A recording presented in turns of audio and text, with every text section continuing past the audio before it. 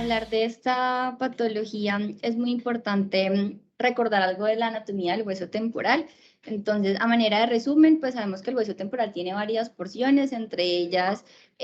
vamos a ver pues que esa su porción escamosa, timpánica, mastoidea y su porción petrosa. La porción petrosa es una estructura que, como ustedes pueden observar, es una estructura piramidal que está en relación con estructuras tanto vasculares como nerviosas que son críticas, y de ahí la importancia de saber las patologías del ápice petroso. Parte de las dos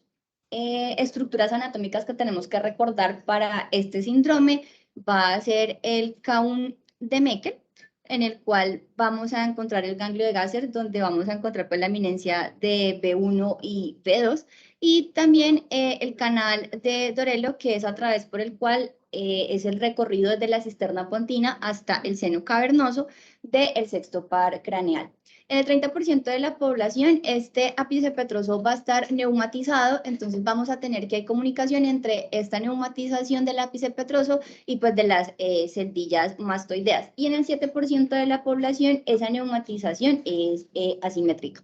Entonces, una vez entendido eso, el síndrome de Gradenigo es una complicación ya sea de una otitis media supurativa o de una mastoiditis que termina en una inflamación del ápice petroso. La inflamación del ápice petroso va a debutar con el compromiso de estas dos estructuras que les mencioné previamente. Entonces el paciente va a cursar o con dolor retroorbitario o con dolor facial, que hace referencia a ese recorrido pues, del trigémino, y con una parálisis del sexto par craneal.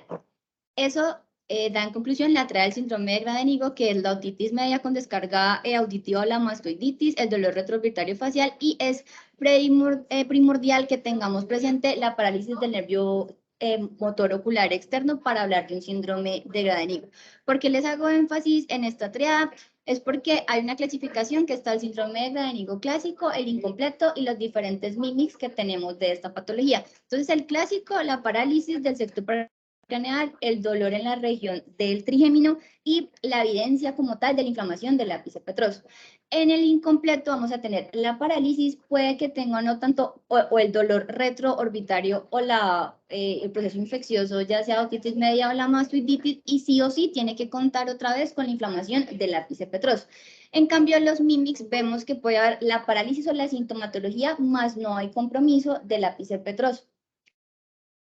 Entonces, tenemos este caso que se presentó en nuestra institución, que era una niña de 17 años, que ella consultaba por un cuadro clínico de una semana, era una cefalea hemicraniana izquierda, tenía epífora, y al examen físico neurológico tenía parálisis pues, del sexto, síntomas sugestivos de la parálisis del sexto par craneal. Entonces, le hicieron inicialmente esta tomografía de cráneo simple, en la que podemos observar que hay un compromiso por material de tejidos blandos, no solamente de las mastoides, sino también del ápice petroso, y evidenciamos que hay un adelgazamiento de la cortical de ese ápice petroso como parte de los hallazgos del síndrome. Cuando se le realizó con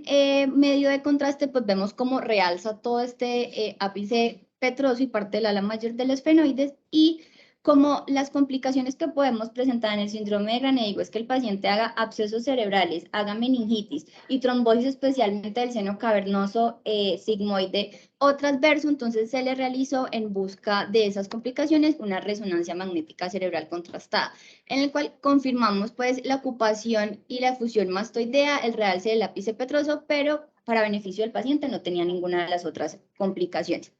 Les quise traer estos dos casos acompañantes de la literatura, en la que aquí observamos que hay un compromiso inflamatorio del ápice petroso que se extiende pues al conducto auditivo interno, y cuando ya observamos el recorrido de los pares craneales vemos que en esta porción cisternal hay un realce ahí del trigémino izquierdo y una asimetría del sexto par compatible con el compromiso y la parálisis del sexto par craneal. Y a su vez,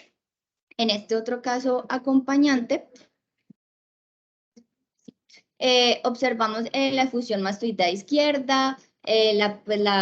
petricitis apical, vemos que ya tienen compromiso con un absceso que realza en anillo, y hay un realce también de las estructuras posturales como parte de las complicaciones de la patología.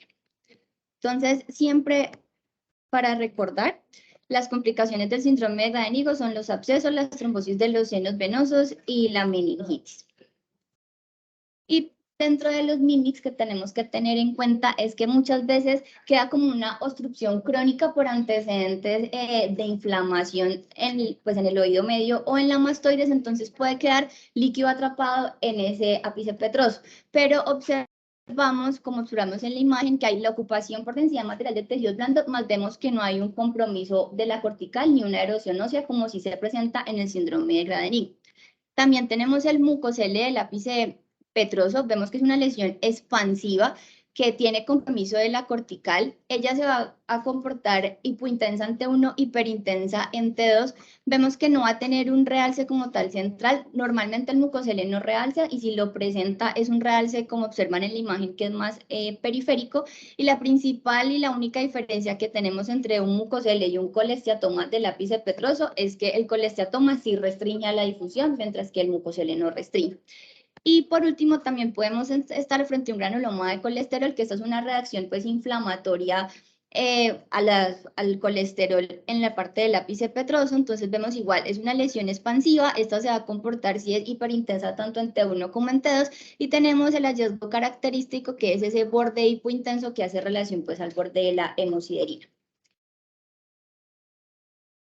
Y con esta tabla, como para recordar los hallazgos principales en resonancia de cada patología, entonces el fluido atrapado por alguna inflamación crónica en el ápice petroso, pues se comporta como secuencia de líquido, entonces hipointenso en T1, hiperintenso en T2, no realza la administración de medio de contraste y pues no hay expansión. En el granuloma de colesterol se comporta hiperintensa en todas las secuencias, no contrasta, pero sí es un proceso pues que es expansivo y pues el borde hipointenso que les comenté. Y el mucocele no presenta contraste si es expansivo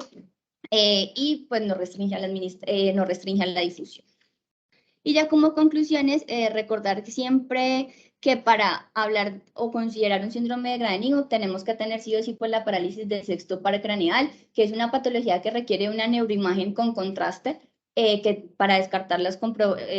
diferentes complicaciones como los abscesos meningitis o las trombosis de los senos venosos, y que siempre es una patología que necesita de un manejo pues de amplio espectro para evitar manejos ya quirúrgicos y otras complicaciones en los pacientes.